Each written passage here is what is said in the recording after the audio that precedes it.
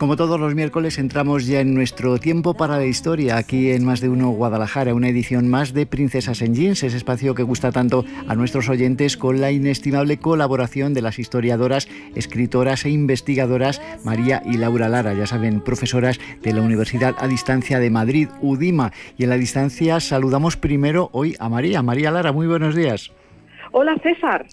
Hoy el tema que traemos a nuestro espacio, María, aunque tratamos de que sean asuntos de historia, pero que tienen que ver con algún acontecimiento que vivimos en el presente, la verdad es que en el presente este tema que traemos hoy al programa ya quedó, obsoleto y desconocido incluso para las nuevas generaciones. Vamos a hablar del servicio militar obligatorio. Sí, 300 años de mili, que se dice pronto, pero es que desde el inicio del reinado de los Borbones en España se instauró el servicio militar obligatorio y eso, pues nos lleva a remontarnos a principios del siglo XVIII y ahí podemos hablar de la situación en la que vivía la mayor parte de la población. Un 75% era analfabeta. Y muchas veces el servicio militar, aunque estaba cargado de experiencias duras, porque la vida del soldado no era precisamente un ejemplo de confortabilidad, pues también dentro de los batallones, hasta el siglo XX, hubo la posibilidad del acceso a la cultura, a las letras. Y por otro lado, tenemos que señalar cómo en esos años finales del antiguo régimen, enfermedades como las fiebres maltas, las fiebres tifoideas, el paludismo, causaban estragos entre la población, tanto adulta como infantil, porque estaban mal alimentados, porque había malas cosechas, porque la guerra afectaba también a la agricultura y no había adelantos científicos para tratar las enfermedades. De manera que muchos soldados veían cómo, por un lado, el ejército les abría una puerta que era obligada por las levas, por las quintas, pero por otro, junto con esa puerta a la aventura, estaba también el riesgo constante de la muerte. No se iba a un cuartel para esperar que llegara la guerra, estaban en un proceso bélico inmediato y por eso muchos soldados, muchos quintos de la mili del siglo XVIII desertaban, lo cual si los capturaban podía ser castigado con la pena capital. Hay una frase, María, que se usa mucho en nuestro país, aquello de que siempre ha habido clases, y en este caso también estaba relacionado con la mili, porque hubo una época en la que los privilegiados, si así se lo proponían, gracias a su poder adquisitivo, podían librarse del servicio militar.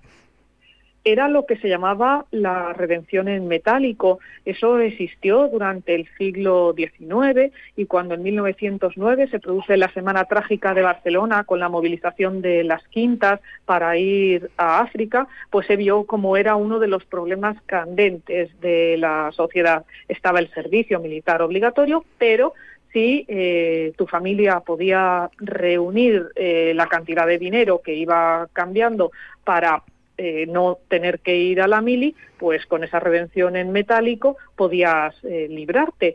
Del mismo modo, hay que decir que en 1912 el gobierno del liberal José Canalejas estableció la ley de reclutamiento y reemplazo del ejército, de manera que se eliminaba esa figura de la redención en metálico y de la sustitución que había sido la fórmula legal y aceptada para evitar que los hijos de las clases privilegiadas tuvieran el riesgo de ir a la mili. Además, se creó una nueva figura, la del soldado de cuota, a partir de 1912 con Canalejas, que aunque no eximía del servicio, reducía drásticamente su tiempo de servicio a cambio del pago de dinero. Es decir, que quien inventa la ley pues también crea la trampa, porque dejó de existir a los ojos de todos, pero siempre hubo quien pudo escaquearse. A lo largo de los últimos años del servicio militar obligatorio en vigencia, María, también hubo diversas causas, la mayoría de ellas de tipo médico, por las que un hombre podía librarse del servicio militar, ¿no? Sí, estaban los pies planos, también los problemas pulmonares, luego también en esos momentos se establecía la talla, pero hay que decir que ahora que todos tratamos de conseguir la conciliación de la vida laboral y familiar, y que afortunadamente pues se van tomando medidas en la sociedad para conseguirlo, tanto para padres como para madres. Bueno, pues Laura Lara y yo vemos el servicio militar obligatorio que fue un punto de innovación para que los padres masculinos pudieran estar con los hijos, porque ¿qué pasaba cuando llegaba una carta desde el pueblo al cuartel y el coronel o el general se enteraba de que el recluta iba a ser padre que a lo mejor, siguiendo los cánones del momento, pues no había contraído matrimonio con la chica, pero en el pueblo la esperaban tanto la familia como de él como la de ella para decirle unas cuantas palabras? Pues al recluta le dejaban volver a su domicilio y disfrutaba, gracias al niño o a la niña, de ese permiso de paternidad que era impensable en ningún otro oficio. Bueno, lo que más tenemos en cuanto a nuestra memoria todavía vigente relacionado con la mili, evidentemente, es el último periodo, el periodo del franquismo, que es cuando, bueno, pues todavía hay personas que cuentan esas batallitas que vivieron durante el servicio militar, ¿no? Sí, aquí me acuerdo de una frase de nuestro abuelo Ángel que decía que había hecho más mili que nadie. Él estuvo en la batalla de Guadalajara, en la Guerra Civil, porque lo movilizaron siendo muy joven con su quinta durante la contienda, y después tuvo que hacer otros 3 años de mili ya con Franco.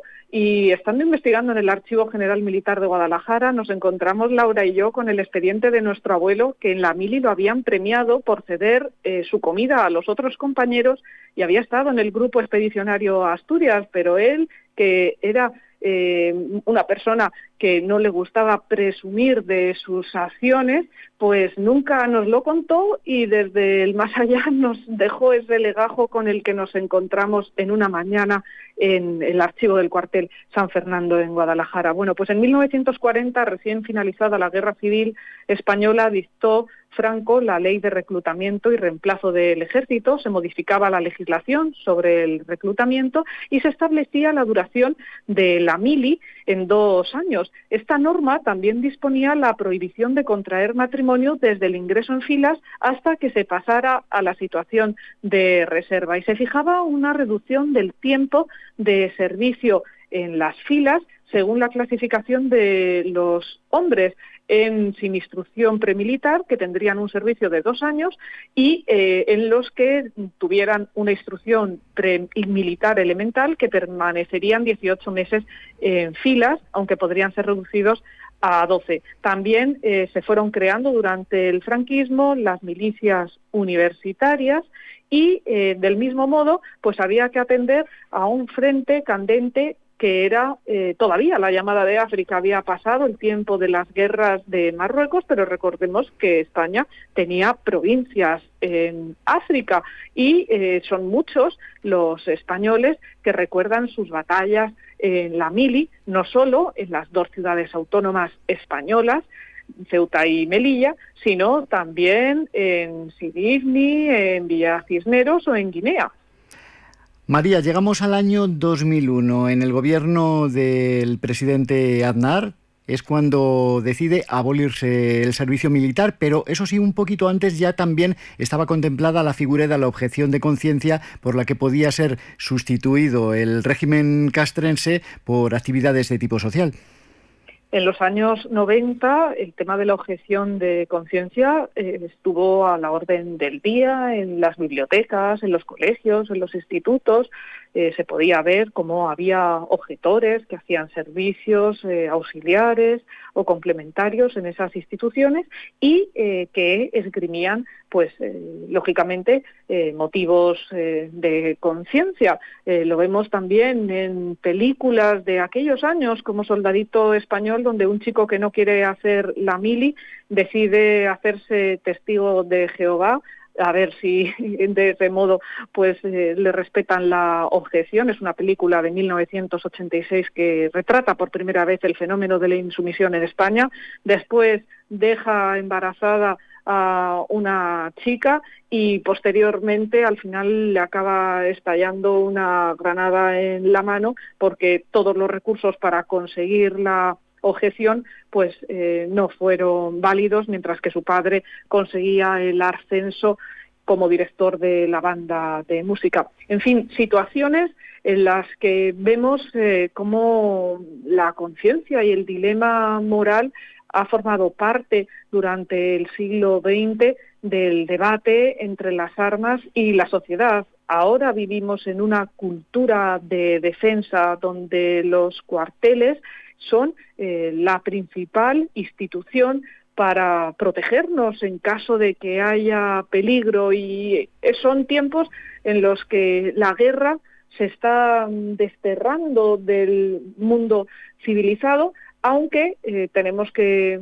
seguir diciendo que hay muchas guerras de las que lamentablemente no se habla, pues porque no interesan al mundo capitalista o al mundo que tiene toda la confortabilidad y todos los privilegios, y que la cultura de defensa actualmente es uno de los puntos en alza de la sociedad española por esa magnífica labor que realizan nuestras Fuerzas Armadas, tanto en la retaguardia como en el frente, cuando llegó el coronavirus, por ejemplo. Y todo, por supuesto, con un ejército formado por profesionales, que es como debe ser.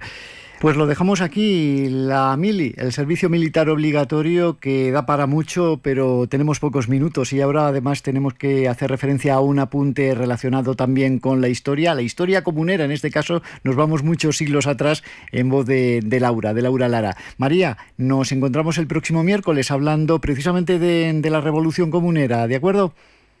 Perfecto, os dejo con mi melliza y quinta, nunca mejor dicho, sí, Laura. Desde luego. Hasta la semana que viene. Y desde el servicio militar saltamos unos siglos atrás y ni más ni menos nos vamos a ese 5º centenario de la Revolución Comunera. Vamos a saludar ya a Laura Lara. Laura, muy buenos días. Buenos días, César y oyentes. Vamos a hacer referencia a una serie de conferencias por las que vamos a conocer sin duda muchísimo más acerca de esa importantísima efeméride que estamos ya celebrando, la Revolución Comunera, los comuneros de Castilla, porque habéis sido elegidas, María y tú, precisamente por la Junta de Castilla-La Mancha, de cara a protagonizar el ciclo de conferencias oficial por parte del Gobierno autonómico para conmemorar este hecho, ¿no?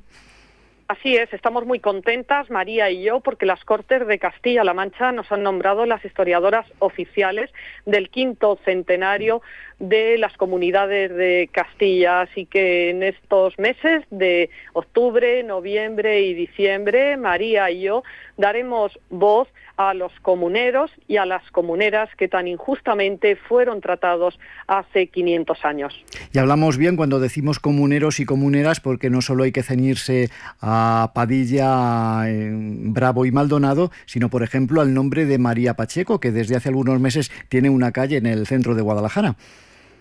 En efecto, porque las mujeres que forman parte de la investigación histórica siempre de María y mía tuvieron un papel muy destacado en esa revolución que se considera la primera en los albores de la Edad Moderna. Y lamentablemente, pues con el paso del tiempo, sus nombres fueron silenciados en una historiografía pues de corte patriarcal, y María y yo reivindicamos la memoria de estas comuneras, por supuesto, en pie de igualdad con los comuneros, pero destacando su relevancia, ya que hasta hace pocos años no se ha empezado a investigar y a recordar su legado. Bueno, pues la próxima semana hablaremos de los comuneros, hablaremos de ese centenario, pero hoy nos vamos a centrar en recordar, Laura, en este tiempo poquito que ya que nos queda, que el próximo sábado en Atienza será cuando comenzará este ciclo de conferencias. El ciclo se titula Juana es nuestra reina, Castilla y las comunidades 1521-2021, y será en la Posada del Cordón, donde María y yo impartiremos la lección inaugural, la primera conferencia de este ciclo, que nos va a llevar por las 5 provincias de Castilla-La Mancha. Es un honor para María y para mí, para las hermanas Lara, haber sido elegidas por las Cortes de Castilla-La Mancha como las historiadoras oficiales de este quinto centenario. Los comuneros son unos personajes que a María y a mí nos interpelaron desde hace mucho tiempo, y las comuneras también. Así que creemos que es un acto de justicia social el impartir estas conferencias y poder visitar tantos lugares de nuestra región, de esta región de la que somos hijas predilectas, para poder transmitir ese mensaje 500 años después. Además, Atienza es la cuna de Juan Bravo. Posada del Cordón, ¿a qué hora? A las 7 de la tarde. El sábado. Nos quedamos con ese apunte. María, Laura Lara, como siempre, Princesas en Jeans. Volvemos el próximo miércoles. Un honor.